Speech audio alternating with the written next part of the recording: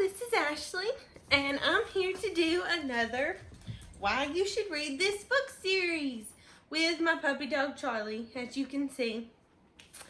But today I'm talking to you about, stop it Charlie, why you should read the Wayward Children series by Seanan McGuire.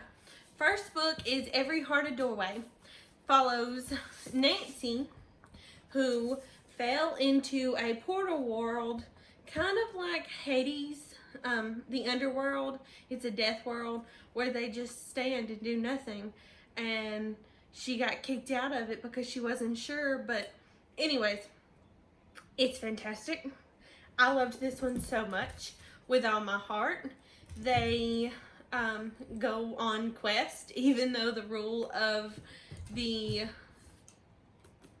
school that they are in, that Eleanor West owns, who took over because she is also from a portal world. They go to this school where they aren't seen as problematic or confused, because when they fall into these portal worlds, the time doesn't stop, it continues.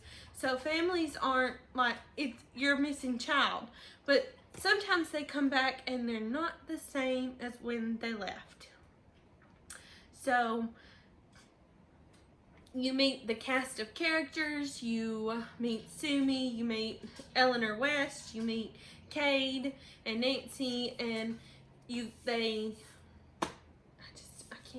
this one, I have a special connection with this one because I actually read it when my fiance was in the hospital several years ago, and I picked it up and fell in love.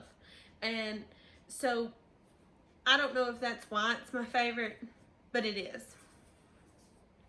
Next one is Come Tumbling Down. This is book 2 in this series, following Jack and Jill, a pair of twin sisters who get sucked into this world called the Moors.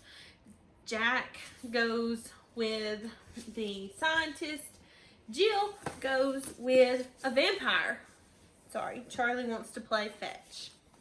So, let me throw the ball for him. If my camera shakes, that's why. Jack and Jill, they go into this world, and it's not normal, as you very well know, because I've said it before. It's kind of like Alice in Wonderland, but even more twisted. And this one has vampires, werewolves. It's got different kind of creatures in the Moors, and a governmental system, and it's the most fun I've ever read in the series. Well, I say that, but they're all the most fun. It's the weirdest anyways.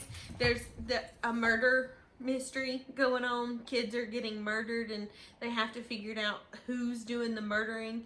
And Jack takes on the investigation because she's a scientist in the Moors, and she's not squeamish about bodies or blood. And fantastic. She is squeamish, just not about those things in specific. She doesn't like germs. She's a germaphobe. Don't touch her. Fantastic.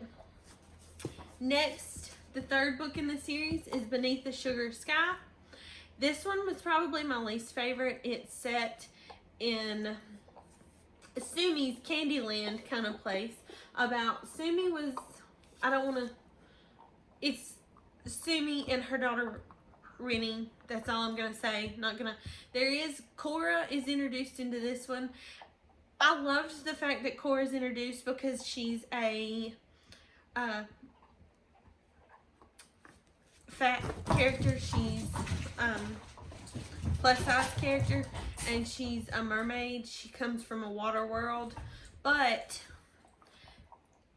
the author, Seanan McGuire, this is the only thing I don't necessarily love about her writing, is she harps on one topic. Like, she'll say the same thing 400 different ways, 400 different times, like you don't understand that Cora is plus size, but she's also healthy plus size. Like, she can run, she can exercise, and the thing is even if she couldn't run and exercise, she's still a person, so she still deserves bodily autonomy and respect for who she is.